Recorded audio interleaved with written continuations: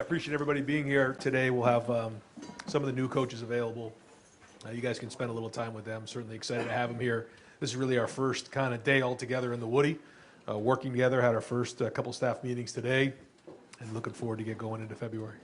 All right, we'll open up with questions. I know TV, we've got some, looks like you guys have some issues there. Keith, we'll work on it as we can, but we're going to go ahead and get started.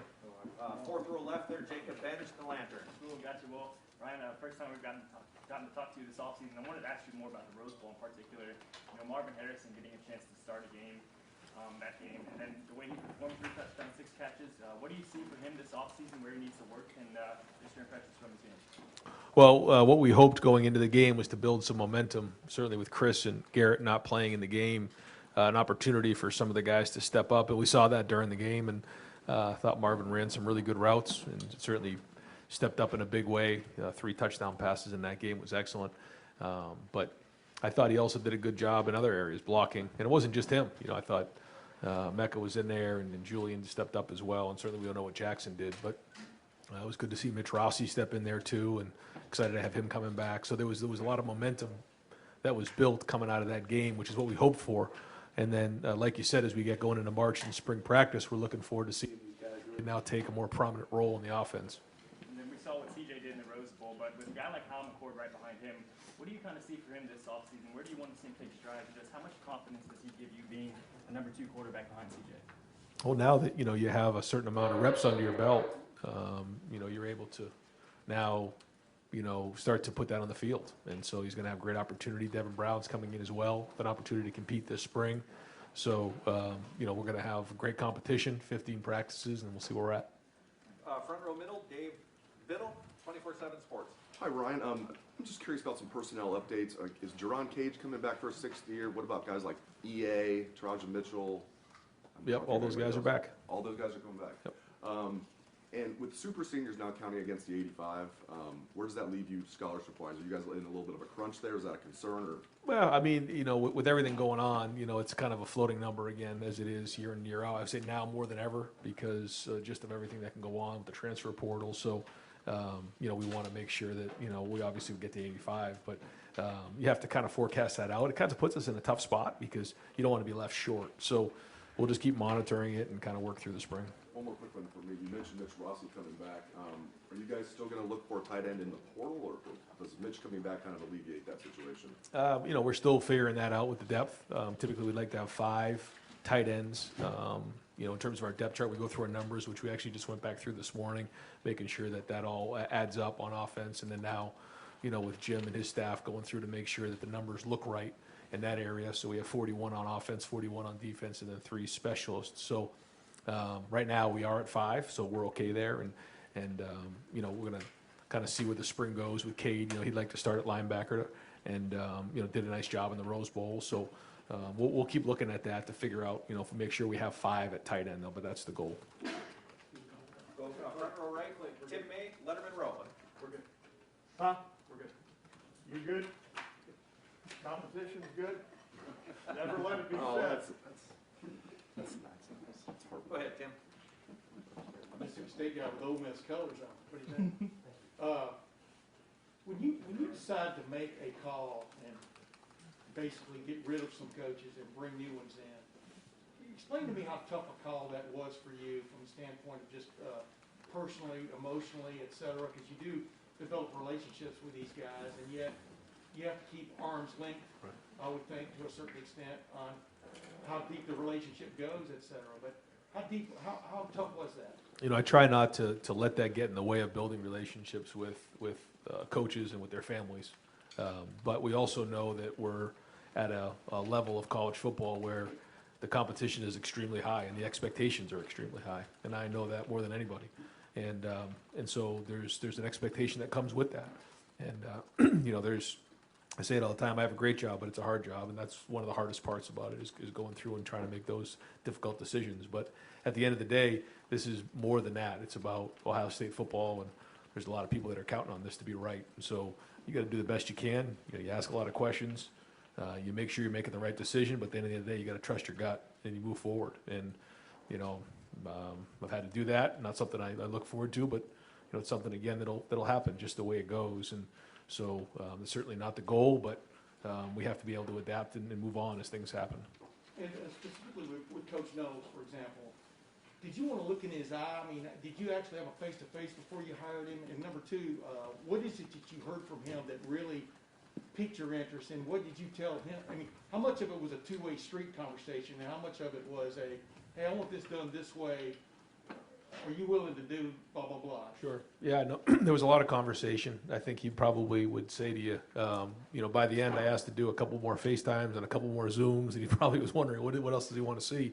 But I did. I wanted to do that because I knew how important this hire was. But at the end of the day, I was really looking for a head coach of the defense, and certainly his background and all the people that have worked for him and with him have said such unbelievable things. And you watch the film with the way his team plays. They play hard. They have a system. They have answers, and they've done a great job developing. And so when you combine all of those things and all the people that have worked with him and for him, then to me, by the end, when you started going through all the candidates, it seemed like the best fit. And at the end of the day, we had some certain things that we had some common ground on. But at the end, again, when we finished the conversation, I'm going to run the offense. And when this thing's running well, there's a head coach of the defense, there's a head coach of recruiting, there's a head coach of the special teams, and then I'm heavily involved with the offense. If those things aren't happening, and now I take away from the offense, then this the way that this structure is built isn't being optimized. Front row left, Bill Landis, The Athletic. Ryan, the defensive scheme, I feel like more or less has kind of been your vision for things the last few years. Jim's is maybe similar in some ways. Certainly it's unique with his front and things like that. But how much leeway, I guess, did you have in your mind in terms of the scheme you'd like to see implemented when you were looking for a hire? And is it sort of Jim is free to do what he wants to do? Well, we've always felt like we've been able to recruit really good defensive linemen here, and Larry's done such a great job of that. Is that we wanted to start with a 4-down scheme, and based on in 19, I thought we did a really good job of, kind of going through and putting the one high defense together, and that year was excellent. And then over the last couple of years, we've had a little bit of some issues here and there, but when it came to making this decision moving forward, we still wanted to start with that foundation, but at the end of the day, based on the personnel that we have, like for instance, we went through and went all the personnel today, every single guy on the team. The goal is to put our guys in position to be successful, and finding a way to do that, that's the key to college coaching. Just like for us on offense, do you want to be in 10, 11, 12, 13 personnel? You want to figure out how to optimize your guys, and that's really what the goal is going to be on defense. And so I think that'll look similar to maybe it did at Oklahoma State. I don't know. That's going to be up to the defensive staff to determine. But there'll probably be some other things too, some just different things that guys do well that are on our team right now, and trying to figure out what those skill sets are and maximize them to be the most, put them in an environment to be successful. And that's really what it comes down to. So that journey has started now, first day in the Woody after coming off the road recruiting. But I know that journey is going to take a bunch of twists and turns along the way. And Perry coached probably the two best corners in college football last year. He's got the safeties coach title here. How did you determine with he and Tim who was going to coach corners, who was going to coach safeties, and how will they work together to kind of coach secondary? Yeah, both Tim and Perry both have tremendous resumes. You saw, like you said, what Perry did last year, and then certainly Tim's background of not only playing here but his background in the NFL, and they both have great secondary background, so they're going to work together, and that's really something that Jim felt strong about. He likes to really coach the linebackers and be able to have a handle on the front end and the back end, and having two guys back there with the experience that they both have and their resumes is going to be tremendous. And they'll start to build their relationship as time goes on, but just very fortunate to have those guys part of the organization. Third row middle, Doug Lamoureux, Cleveland.com. Ryan, certainly Jim has more experience as a college defensive coordinator than Jeff did or Kerry did when you hired them here. This idea that you wanted to hire a head coach of the defense, do you feel like that's a change at all from how you viewed things before, or is it similar to how you viewed things before with the defensive coordinator? I think when you look at 2018 to 2019, one of the the advantages coming in as a new staff is that there was a lot in place, and that was something that I felt great about. We felt strong about, and it was really good. But there was some carryover there, where this kind of allows us a little bit of a fresh start on defense, And I think, I think this gives us the best opportunity moving forward to, when you look again at the structure, the way things are built here, every staff is different across the country. The head coach is involved with different things. Mine obviously is with the offense. And so I think that this gives us the best chance. And I think it was a little bit different because a lot of the guys who were here stayed here. And then, this gives us a little bit of a fresh start. Having the promotions of Brian and Tony to pass game and run game coordinator, I know everything is collaborative, but how does that change at all your responsibilities with the offense? Are you stepping back even a small percent from the first couple of years with those promotions? I think when you've had the success that we've had on offense, there's a lot of guys who get poached by other programs. They're highly marketable, and so Brian and Tony are two of them, and so with the success that we've had, we're giving them more responsibility. We're giving them a bump and raise. We're doing a lot of things to try to make sure that they feel like they're being compensated for what they've done, and we've had a lot of success, and that's a good thing. And so that's part of the process and the landscape of college football right now. And then to tie this all together, you've been doing this head coach thing for a while now. You said different head coaches do it different ways. What in your mind is sort of your ideal delegation of your own duties in terms of your quarterback experience, your play calling experience, your offensive game plan? But you're not just the offensive coordinator. You're the head coach of the entire team. Yep. How do you think you have handled that in your first 3 years as the head coach? And is there anything that you would like to change at all, moving forward? Yeah, I think when you look at the first 3 years, there's been a lot of success and things have gone well, but there's some other things to learn from. And I think to your point, as we move forward, the idea of having the head coaches in each of those areas to really own those areas of the organization and the program is really important. And I think that's something I have to continually do is just make sure that I'm being really clear with the staff, demand a high level of operation, and then hold them accountable to that. But I think too, when you think about the players on this team and the relationships that the coaches have with the players, and then obviously what I have with the players, I think really if you talk to the guys who have gone through the program and graduated, they feel like they're well taken care of when they're here. They're cared about, and that we care about them. In the same vein, we also have to win every game here. That's part of the expectation. So balancing that is something that I think we've done well, but I also think that we can continually improve on and try to adapt to the times too, because there's a lot of changing going on right now, and it's something we talk about on a daily basis. Go right next door, Dan Hope, 11 Warriors. Ryan, Tim Walton has NFL experience. Jeff Hafley had that. Kerry Combs had that. It seems like at that cornerback position specifically, you've brought in a lot of coaches with NFL experience. Is that by design, or has it just happened that they've had that experience?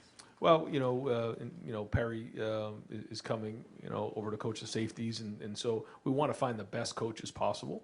And if a lot of the coaches that have coached in the NFL have coached some of the best players in the country, and so when someone comes in as a recruit, they want to be they want to be coached by the best and be developed by the best. And I think that's a little bit of coincidence, but also not. If you're trying to go find the best guy at what he does at his job, a lot of those guys had coached in the NFL when you look at the resumes, and Tim's one of them. In terms of, you mentioned Jaron and Gerard Collier coming back. I think right now it puts you at like 92 scholarships or something like that. Are you concerned at all about, roster crunch with the numbers you have right now? No, I think we talk about, it's going to take care of itself just by the way that things go right now with the portal. And what I don't ever want to do is be caught, without 85 guys. And so it puts us in a little bit of a tough spot, but we'll keep managing it and try to figure it out as we go. And just to clarify, Seven Banks hasn't said anything publicly. Has he moved on from the program? So he graduated, and he's moving on. I do have a meeting with him and his family tomorrow. Over here to the right, Clay Hall, WSYS. Could you give, on the 4 guys you hired, I know you had a prior relationship with Justin Fry, but could you just kind of connect the dots on how you settled on those other 3 perhaps? Sure. Yep. Yeah. So I kind of shared a little bit with Jim. Kind of went out and tried to go find the best coordinator in the country. Went through that process, and And then with Tim and with Perry, we interviewed a lot of guys, and Jim was a part of that. Made a lot of phone calls, asked a lot of questions, interviewed a decent amount of people to go through the process, and felt like we weren't rushed. And going through the loss we had at the end of the season and having the time during the Rose Bowl to kind of be thorough through that process. And part of it was some of the guys that were already on staff here and saying maybe those guys are the right fit. And we decided that we thought in the end, after going through the whole evaluation process, that Perry and Tim were the best fit. How about Justin? Was that a no-brainer for you? Were you always had him in the back of your head? Well, he and I worked together before Boston College, so I know exactly what he can do and how talented he is. He's very, very talented. He really connects well with players, very good technically and fundamentally. And then, he's a Midwest guy. He played at Indiana. His wife's from up in Mentor, Ohio, so they're Midwest people, so that was a great fit. And did Tim solicit you, or did you solicit Tim Walden? I called Tim. You, Right behind Clay, Whitney Harding, channel, WCMH. Hey Ryan, I'm gonna change the subject real quick. Okay. An Ohio team is in the Super Bowl, and 5 guys who have played here are gonna be playing in that game. I mean, how exciting is it for this program to have the special connections in this year's game? Well, I think it's exciting for, the whole state of Ohio, just, to have the Bengals in the Super Bowl. Certainly the story of, how, where they've been the last few years, where they were last year, even this year. They feel like they've been underdogs the whole way, and now here they are in the Super Bowl. So excited for that whole organization, and certainly all the guys who have played, in particular Joe and everything he's kind of been through with the injury last year, and just his whole journey has been tremendous to be someone to watch and enjoy and cheer him on. But then, like you said, there's a lot of other Buckeyes on that team: Sam Hubbard, Von Bell, and Eli Apple. I mean, there's a whole bunch of them that played really, really well, and so. How exciting to come back to your home state and bring your team to a Super Bowl, and so excited for them. And certainly the next couple of weeks will be great in preparation. And I think they have a real chance to win that game. They've been underdogs the whole way. At some point, I guess they won't be underdogs, but pulling for them. And kind of back to the original topic about the coaches you're bringing in. I've talked to some of the players, and they said the pride on the defensive side is something they really want to have again. Is that something that Coach Knowles has really expressed to you in bringing back that tradition that this program's had? Well, I think the guys feel it coming off of that last game, and actually the way they played in the second half of that Rose Bowl, you could feel it. We've been on the road the last couple of weeks, so our players have been kind of chomping at the bit to get find out what's going on, where are we running, what's our scheme, all those type of things. And so we're finally back in the Woody now and kind of get going on that process. But that's a big part of it, and there's a lot of pride, certainly in that locker room right now, and that's what we're working towards. Front row middle, Bill Rabinowitz, Columbus Dispatch. Hi, Ryan. Obviously, the defense did not play to Ohio State standard last year. Was there ever a thought to just kind of tweak it a little bit as opposed to having the kind of overhaul that you did? And how tough a decision, I was going to ask you that earlier, to make that kind of overhaul? What finally said, we got to do this? Yeah, I certainly considered that, and considered a lot of things, and thought long and hard on it, and weighed heavy on me. But I felt like a fresh start was the right thing to do. I felt like that's kind of what we had been doing the last couple of years, is tweaking it and bringing a guy in and moving a piece over here. And I really want to start fresh and have a system in place so that when something goes wrong, there's an answer to the system and everybody believes in the system. And I just felt at the time that was the right thing to do. And in terms of Jim specifically, he was in demand. There were a lot of places that were apparently pursuing him. What made you decide he was the guy that you had to have? Well, just going through the whole interview process, and there was probably 7 guys that I recognized that I thought would be good fits in terms of what we think, and in terms of schematics and who was out there and who had done really well. And when you started to kind of cross off some of the names and check the boxes off, Jim was the guy. And I thank Gene Smith for allowing me to go get the best. He never asked a question on it. He said, just you go get whoever you think is the best defensive coordinator for Ohio State this year, and didn't ask any questions in that area and allowed me to go do that. So, really appreciate him, President Johnson, the board, for allowing me to do that, because that's not the case at most places, but I think we got the best. He's an interesting guy, just personality from everything I've read.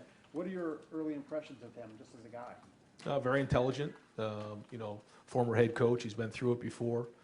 I think he'll tell you, he told me he's put in his 10,000 hours, which is from a book, I think, by Malcolm Gladwell. He's really poured his time and heart into this game and this profession, and this is what he does. And so, we have yet to put the defensive system in yet. That's going to take a little bit of time, and it's going to be thorough, and it's going to be done right. But he's very intelligent, understands the game. He's been through it before. He's experienced, and so excited to get to work with him over the next couple of months as we head into spring practice. Front row right, Austin Ward, Letterman row. Ryan, when you talk about the first staff meeting with all these people together, the last couple of weeks they've just been recruiting, how much homework is there for them knowing the current roster, if any, before they get in today? Yeah, so we really spent a good portion of the day talking about our roster and just going through each of the guys, and then a lot of them have a clean slate, which is great for them. I think a lot of those guys like that part of it. So they're going to watch the film from last year and go from there. But it's exciting for a lot of those guys to know that, and they've been anxious the last couple of weeks to get the coaches back in here. But these guys have been on the road and working really, really hard, just traveling all across the country. And travel's not easy right now with some of the airports and things that are going on across the country. So these guys have been working their tail off to go out and go recruit a great recruiting class and finish off this one right here that we'll finish off on Wednesday, and then head start on 2023. But now we're back at it, and it's almost like you have the recruits that you have outside that are not in the program, and then you have the recruits in the program, because that's kind of the way it goes right now with the portal. But that's what we're diving into this week. You've gone over this a few times with the tough decisions and the relationships you have with the coaches and their families, but now that part is over and you go into the first staff meeting and you're standing up in front of that group, what went through your mind when you saw this is the group moving forward here? Just a new group and a fresh start, and new ideas, new perspectives, which is a good thing. It's healthy in an organization, especially when we have guys who have been here for, some guys 5, some guys 7. There's been a lot of people who have been here for a long time, and the continuity's been great. That's a big part of our success here. But having fresh ideas and new perspectives is really good and refreshing. Third row right, Nathan Baird, Cleveland.com. You kind of already hinted at this, but the idea of having the 2 coaches who are sort of dedicated to the secondary positions, how much did sort of the expansion of safety in this defense play into that? And did you say that Jim was kind of adamant that that's the way he wanted to set up with the 2 assistant coaches who were dedicated? Yeah, you'll have to ask Jim that. I kind of let that up to him. However he wanted to kind of organize that, and how he's done it in the past, kind of allowed that them to make that decision.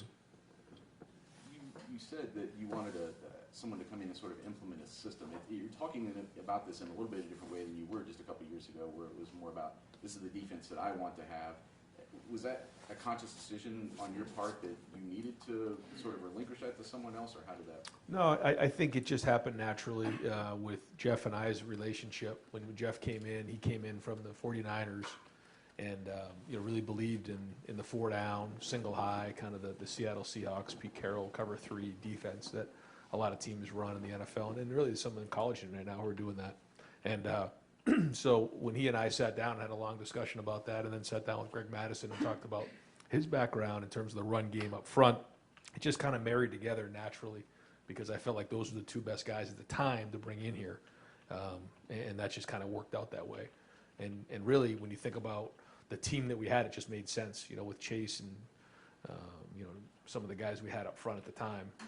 It just made sense with Jeff, and you had Jordan at free safety. I mean, those guys are still playing in the NFL now. So at that time, that was the right thing to do. But now it's time to make a change.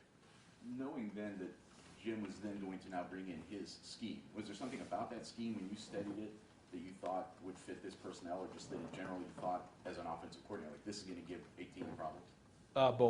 Both. Yeah, I mean, I think that he does. He starts in a 4-down and then can kind of change from there and really attacks the offense on how they're doing things, just the way they play. But I think when you look at the personnel we have right now on defense, it's going to fit really well with what he's going to do as we head into next year. Front row right, Joey Kaufman, Columbus Dispatch.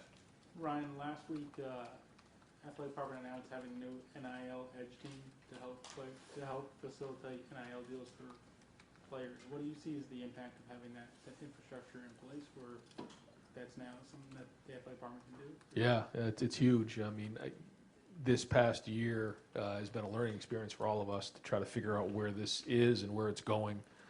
Some of the opportunities that our players have had are, in some metrics, the number 1 in the country, just with the city of Columbus, the brand of Ohio State, the brand of Ohio State football. Some of our guys have really capitalized on this. It's been tremendous, some of the opportunities that they've been afforded. And so now the more and more that we can get involved with this, at the administration level to do it. Now we have to follow the rules, and so we're going to be really cautious about that and make sure we're doing things the right way and be deliberate about what we're setting up. But Gene's on the forefront of this to make sure that we're competing with everybody in the country. You're talking about competing with everybody in the country, and how much does this come up in recruiting and making sure players have options and helping them in this area when they come here? Yeah, it's become a huge part in the last 6 months, and I think that's what's created a little bit in the recruiting world some uneasiness because what one place can do maybe another place can't, and trying to figure out what those norms are going to be because it's so new. But we're adapting fast. Third row left, Steve Hellwagen, 24/7 Sports. Yeah, Coach. Watching the Rose Bowl and the way your offense performed in that game, and having CJ and Jackson back in particular for next year, did you come to a realization that you can win the national championship with that offense, but something had to be done defensively? You couldn't go through another missed opportunity. Was that a kind of a moment of clarity, I suppose? I don't know if I looked at it just like that. I hear what you're saying, but to me, this is right now our focus is just on this off-season program. We got back in here. We had a leadership vote on our leadership committee. The leadership committee met. We set the expectations for the off-season. That was a huge part of what we did when we first got in here. These guys have been diving into that, and Coach Mick and everything we're doing in the off-season is so important. It's a 7-week window into spring ball. But, we do have a talented team. We have a talented team coming back a lot of times, but we do have some veteran players in certain spots. And I think all the stuff that we did last year with playing young players, hopefully is going to pay off next year. That's the idea. And that there were some growing pains along the way, but a lot of young players on both sides of the ball got a lot of experience. And just those two guys, what do you do to push them to be even better without getting bored if the competition in practice or in a game it's too easy for them at times? I don't know. What do you do so that they avoid stepping into that pothole and not taking a step back, I guess? Well, I think, and this is a conversation for down the road with these guys, is that it's really just about the process on a daily basis, and it's about them and the standard they set.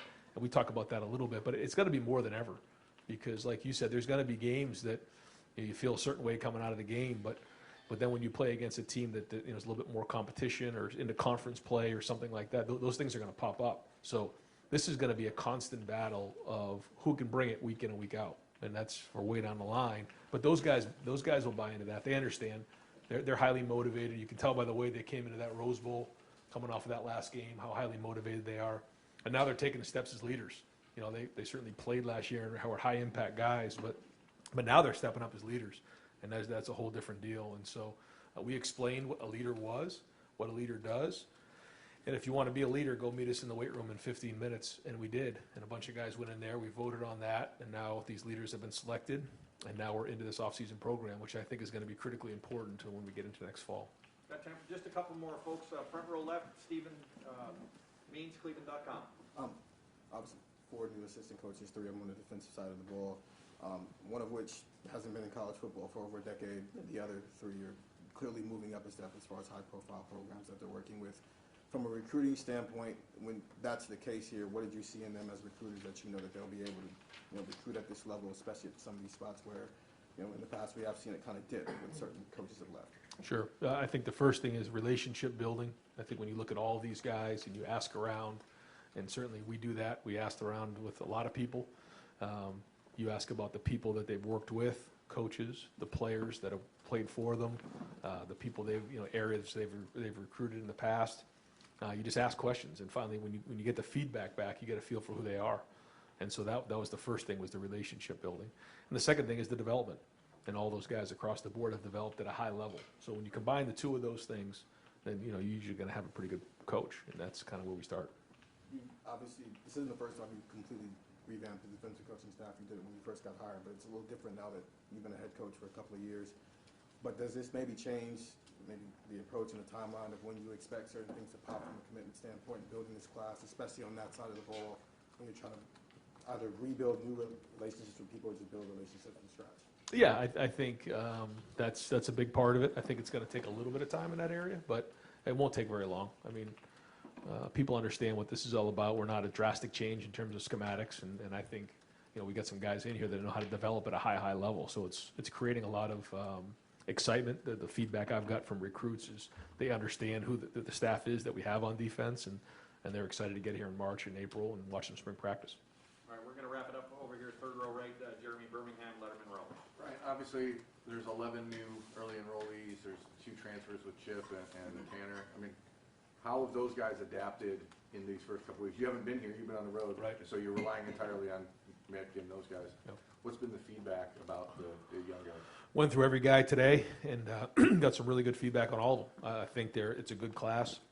I do think the two guys coming in, Tanner and Chip, have brought us a little bit of a veteran leadership there, but there's also some leadership already being created there. And again, nowadays with social media and the internet and everything that goes on and the text messaging, these guys have already had relationships before they got here. They've known each other for years.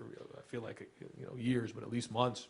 So when they got here, it wasn't like when we got here and we showed up and just got the chance to meet each other when we first showed up to preseason camp. Now they come in January, they've known each other, they're in beautiful apartments. I mean, it's a whole different experience. And so far, the feedback we've got has been great. So now these guys get a chance to really spend 7 weeks working on their body as they head into preseason or into spring practice. So that's been good, but a lot of good feedback. Heading into Wednesday, obviously, Hero signed, so you can maybe give a little input into his recruitment and what it was like recruiting a kid from, Bavaria and then as you head in with 2 commitments that you're hoping to sign on Wednesday, how different is it to go into these late signing periods now without really any stress? It speeds everything up. Now you're working on the 23 class, so which is great for the head coaches being out because you get to spend January spending time going to see some coaches and doing that thing, which has been hard because now that we don't go out in the spring and December is such a race, we don't really have an opportunity to get around to some of the high schools that you'd like to get to as the head coach. So that's been good to try to do a little bit more of that. Very excited Hero's coming. He signed early and then made the announcement during the game. And so, very unique situation coming over from Germany, but plays for a really good program out there, Santa Margarita Catholic. And I think, as he starts to play more and more football coming from Germany, his ceiling's going to be really high. So excited to get him here. I think he was here this past weekend, and he's excited to get going. For Larry and his legacy of recruiting defensive linemen, it's very rare to see him get so excited about a young guy. But back at the summer camp in June where Hero was, you could see there was a visible light almost when he worked with him the first time. What was it about his game that you guys saw that translates to this level? Well, first off, his personality is excellent. His work ethic's excellent. I mean, he just never had a bad day. And I think he's a joy to work with that way. But I also think he was a little bit raw because he was still learning the position and still learning how to play the position. So when you see the gifts and how unique his background was, it's just exciting to think about the potential that might be there. Coach, thank you very much. Thanks, Ryan.